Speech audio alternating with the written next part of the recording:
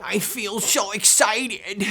I can talk about the fact that the Wuhan virus might have actually come from a laboratory from the communist Chinese. And now Facebook and YouTube and Google won't shut me down because Biden's people said that maybe it was actually a Chinese plot all along. Yippee-yi-yay.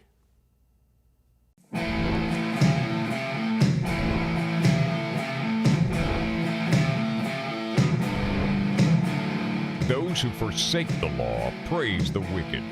Those who uphold the law resist them. Welcome to the Voice of Resistance. Welcome to the program, friend. Have you ever seen, what's that TV series where the guy's blind? The Daredevil. And FISK is the villain. If you've ever seen it, you know what I'm talking about. It's worth watching. It's actually some incredible fight scenes, incredible choreography, and the hero, the Daredevil, is actually a Christian struggling with his faith and why God allowed him to become blind and the gifts he has with his hearing, all of this. But there's a scene in it. Wilson Fisk is the bad guy, and he's being transported from one prison to another, and he's got two FBI agents with him. And one of the FBI agents is crooked and is going to help him break out.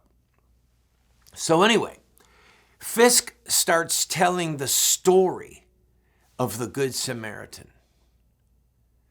about the man on his way to Jericho. And he's beaten up. And he's telling the story how as a kid, growing up in New York City, he wanted to right the wrongs. He wanted to be the person who stopped crime, who helped the person in the ditch. He wanted to be the Good Samaritan. And he talks about this transition of his understanding, corrupt though it was, his understanding of the world, and that he actually didn't want to be the Good Samaritan. And then he realized that he was becoming the villain. He was becoming the killer. He was becoming the thief. He was becoming the one who was going to go after people that were in areas where they had no business being at night. He made a self-conscious transition from being a young kid who wanted to be the hero in the story to knowing that he was the villain and embracing it and relishing in it. Now, the reason I'm telling you this is because I'm watching Biden, I'm watching CNN, I'm watching MSNBC.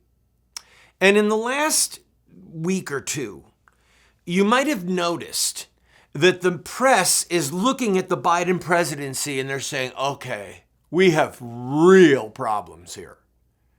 We've got inflation going crazy with building materials, the price of fuel. We've got the mask, no mask. What's our messaging? Biden is meeting with former President Carter, who's in his 90s without a mask on, sitting really close. And then he comes outside and he's outdoors and he puts his mask back on. And the debacle with the CDC. And are there any ramifications or is there any backlash from the virus? Who's getting sick? What are some of the hexing issues that are happening? But the big one, well, there's two big ones. One is that the New York Times wrote this incredible piece that Biden wanted boredom. That the goal of the Biden administration was boredom. $6 trillion spending bill they're trying to introduce. The largest spending bill in the history of the human race. Think that one through. The largest spending bill in the history of the human race. That's boredom? So then they said, well, and then certain things began to happen like North Korea, and then Biden started snapping at people and giving dumb answers at press conferences where they told me not to talk. But the big one is the lab. That the Biden administration has now asked the intelligence community to redouble its efforts and to see if there was, in fact, Malice. The Chinese communists knew what they were doing. Wait, stop. Are you serious? You're going to say all this with a straight face? I'm thinking Wilson Fisk. President Trump, from day one, said this is the China virus. This was done with malice. China's still not letting people in their country. You understand that? I've got a friend who's a part owner in a very big, a multi-million-dollar business. They won't let him in. He said if I owned a factory in China, they would let me in. But just because I'm doing business with them, even millions and millions of dollars worth of business, they won't let me in. So now we've got MSNBC and CNN with a straight face saying perhaps we should investigate whether the Chinese communists were involved. And as I read the Washington Post story, the one that first came out, it was so bizarre to see them not mention Trump's name. Now, President Trump had access to all of the intelligence. He wasn't making wild accusations. So now Biden, who's been sitting on the same intelligence for his first 100 days and he wanted boredom, now in his cognitive moments, somebody there has said, you know what? The evidence is so overwhelming that China was involved on a malice level, developing a, quote, gain of function. I'll tell you what that means when you come back. It's a word that we've got to, all of us have to know. You know, here's something new for our lexicon, our vocabulary, politically. Biden has to say, yeah, maybe it is the communist Chinese. So my question, does anyone at CNN ever admit to themselves, or MSNBC, or does Biden ever look in the mirror? Does he ever go to a priest and say, I'm the bad guy, and I know I'm the bad guy. I'm a liar. Does anyone at CNN or MSNBC or ABC, do any of them ever have even the slightest crisis of conscience? And I don't know. I actually don't know the answer. And it's kind of freaking me out a little bit. Because when you look at them, when you watch them from a distance and you see they're dancing and the little marionette, oh, look at me, God, Donald Trump is the devil, oh, the Chinese, what a stupid idea, the Chinese communists giving us this virus.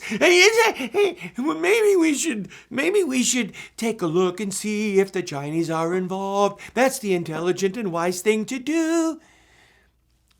It's disgusting. These are disgusting people. The thing about Wilson Fisk in that TV series is that he was disgusting. He was so cruel. He was such a vicious murderer, such a despicable, lying thief. And he knew he was the bad guy. We're watching despicable people who now, by the way, have given us permission. I now have permission from Facebook and Google and YouTube to talk about the possibility that the Chinese communists were involved in the Chinese virus. Before, you could get canceled. You would be said, they would say you were a lunatic, a conspiracy theorist, you were off your rocker, what a joke you are. You and President Trump, the Chinese communists are involved. Mockery. Vilifying us. And now they have to embrace it and say, oh, yeah, you know, we should really investigate that.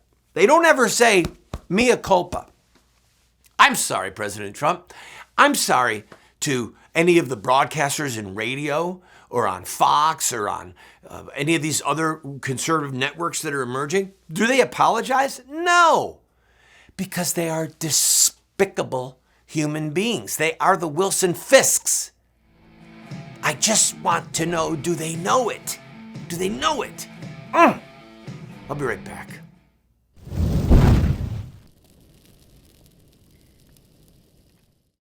Have Muslim terrorists hijacked the peaceful religion of Islam?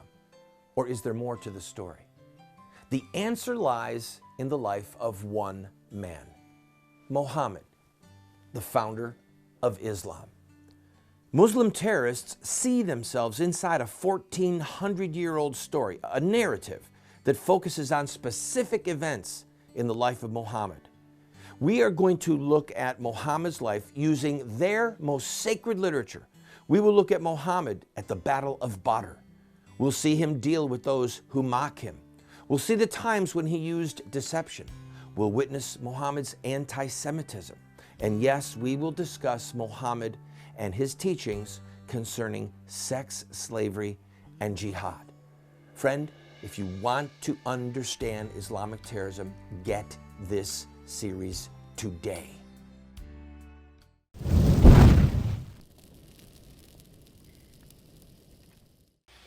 Welcome back, friend.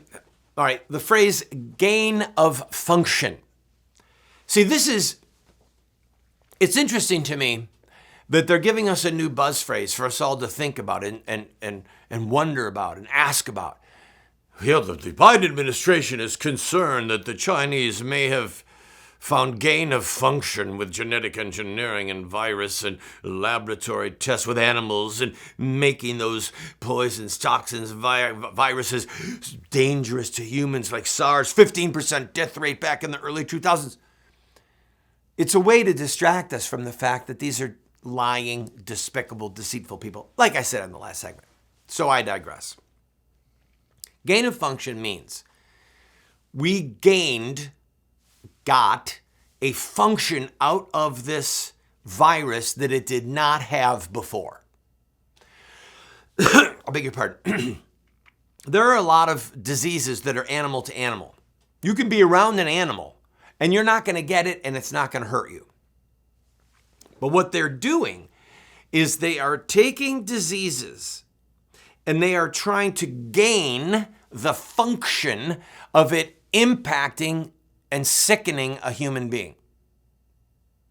So this is called biochemical warfare, all right? Biowarfare, chemical warfare, biochemical warfare. Now think this through with me. What do the Chinese have to gain? America is right now spending itself into oblivion.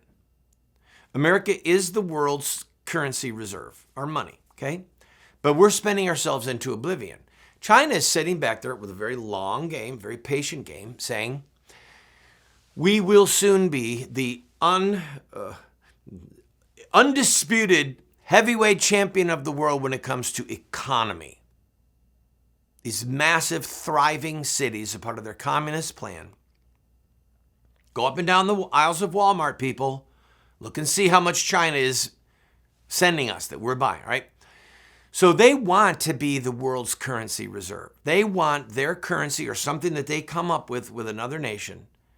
They want to be the dominant force in the world. So what do they have to gain?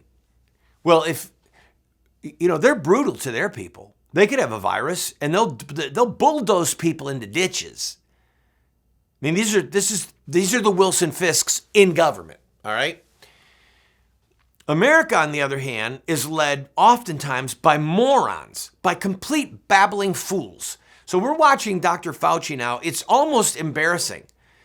And the way that he's been covered for by the major left-wing media outlets, even they're having to start to say, Doc, give it to us straight.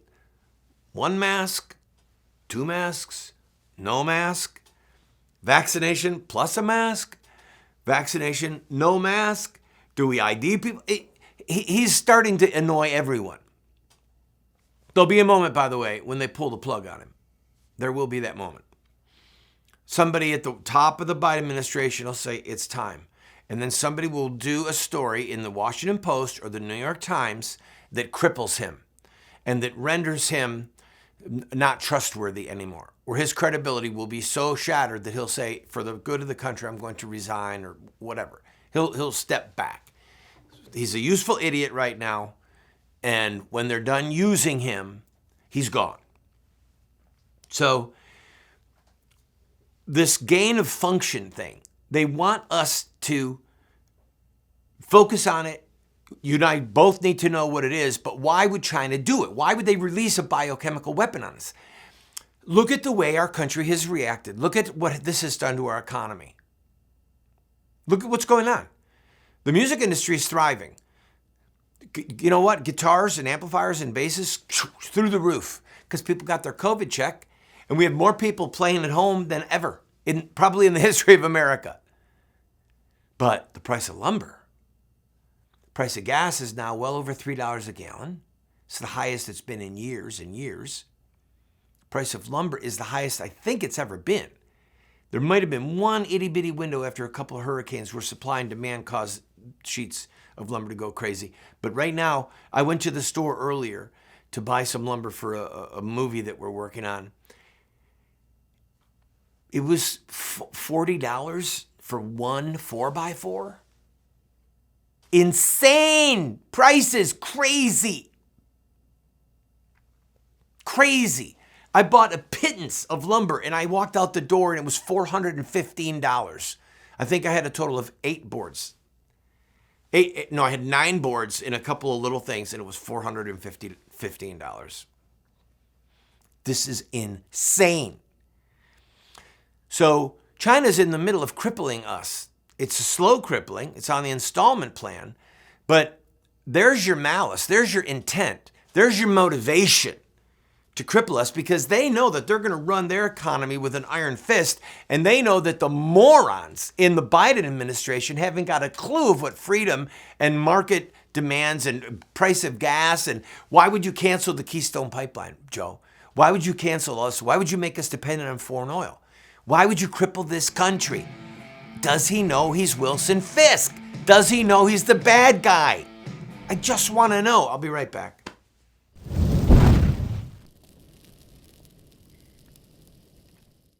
I also want to speak tonight directly to Muslims throughout the world.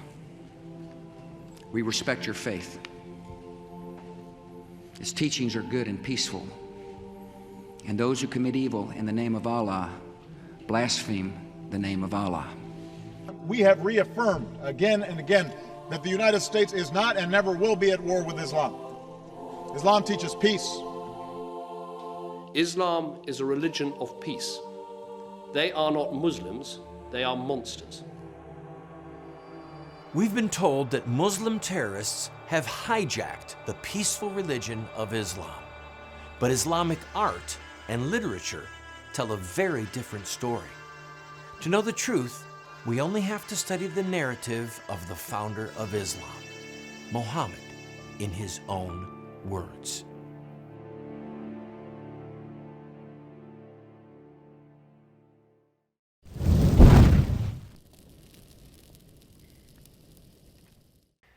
I'm Bishop Callahan from the Diocese of La Crosse, Wisconsin, and I have a priest in my diocese who's got hundreds of thousands of people watching him, and he's always talking about Jesus and the babies and the laws of God, and he's very divisive. Bishop Callahan, I need a quarter. I got to give him a quarter to buy a clue. Bishop Callahan, honest to goodness, I'll give you $1 to buy a clue.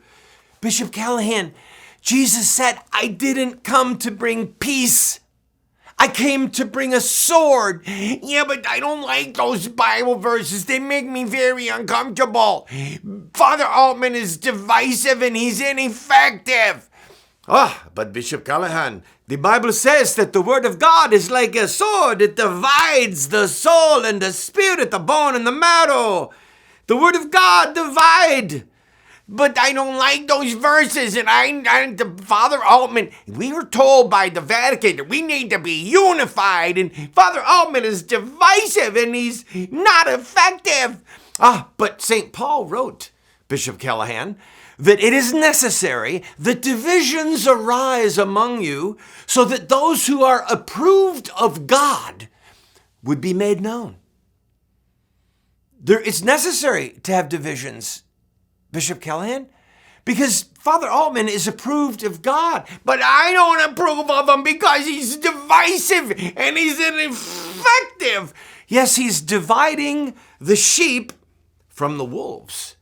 He's dividing the victim from his prey. Yeah, but I don't like that whole thing about the man dying in the ditch. I'm not called to a ditch ministry. I'm going to walk by on the other side of the road.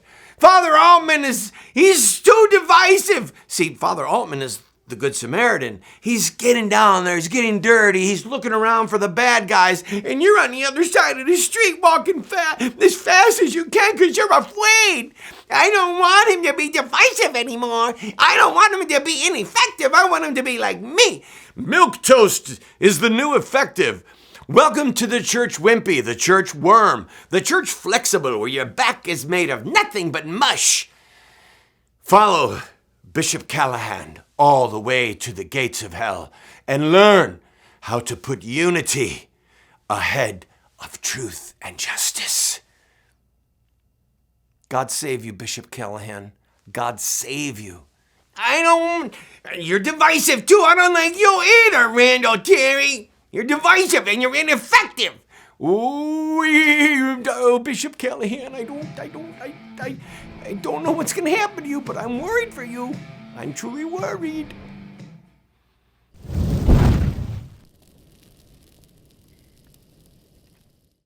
What Would Mohammed Do? Islamic Terrorism Explained is the best movie series documentary ever produced on the life of Muhammad and Islam.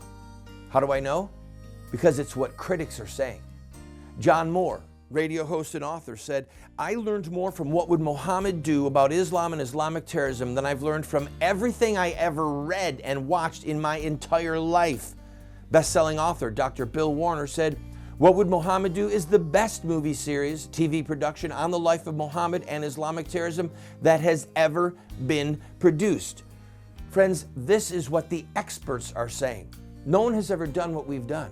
I encourage you to get 1, 2, 4 copies. Call 304-289-3700. That's 304-289-3700, or order it at the address or the website that you see on the screen.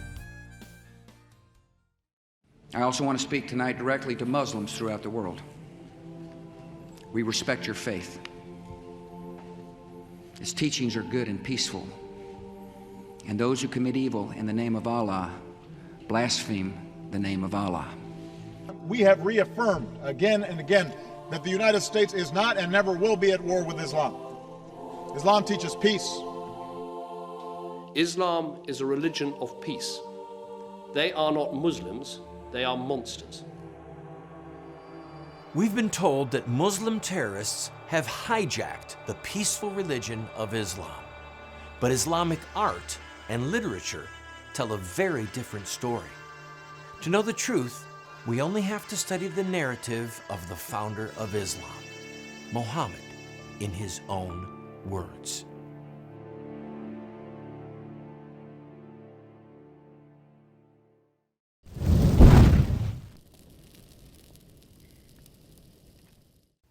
Welcome back, friend. I want you to call the number on the screen, 877-851-WORD. Put the numbers up there too, please. Just say, I want Randall's 5 books for free. Randall, why are you doing this? Because I want you to be the best warrior that you can be. I want you to be the best part of you and the church militant that you can be. I want you to be the best apologist for truth. I want you to have the best one-liners and zingers that you can use when you talk to your friends at church. I want you to be able to talk at work about politics, about God, about the laws of God, and about life and justice and babies and marriage. That's what I want for you.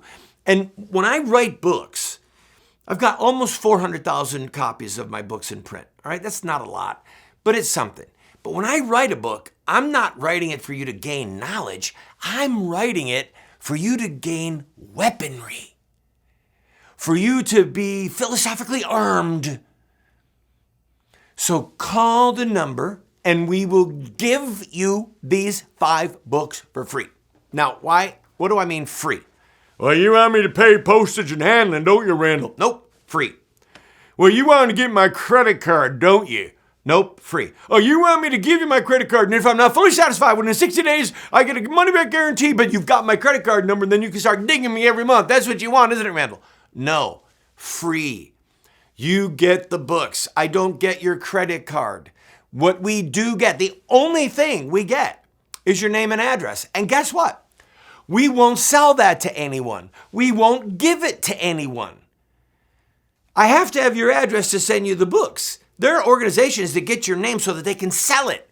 We're not doing that.